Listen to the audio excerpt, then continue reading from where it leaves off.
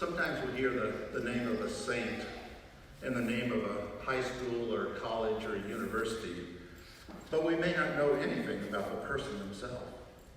Take, for example, Gonzaga University, which has been making a name for itself in the world of sports, especially in basketball. But beyond that, it is a school run by the Jesuits and named for one of the saints who was a member of the Society of Jesus. Those whom I know who have attended Gonzaga speak highly of the education they received there, a Catholic education, and never mention anything about sports. Imagine that. Today being the memorial for St. Aloysius Gonzaga, there couldn't be a more appropriate gospel reading for him than the one we just heard.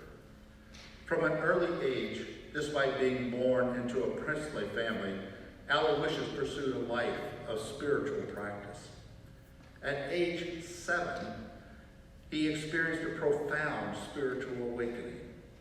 His prayers included the Office of Mary, the Psalms, and other devotions. By age 11, he was teaching catechism to poor children, fasting 3 days a week, and practicing great austerities. When he was 13, he traveled with his parents to Spain and acted as a page in the court of King Philip II. The more he saw of court life, the more disillusioned he became, seeking relief in learning about the lives of saints. A book about the experience of Jesuit missionaries in India gave him the idea of entering the Society of Jesus, and in Spain, his decision became final. Then became a 4-year contest with his father over that decision. Despite the intervention of eminent churchmen and lay people, he renounced his right to succession in his father's line and entered the Jesuit novitiate. In 1591, a plague struck Rome. The Jesuits opened a hospital of their own to tend to the sick and the dying, with the superior general and other Jesuits rendering service to the patients.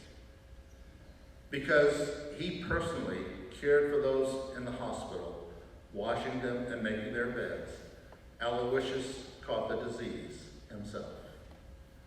A fever persisted after his recovery, and he was so weak he could scarcely rise from bed. Yet he maintained his discipline of prayer, knowing that his death was imminent.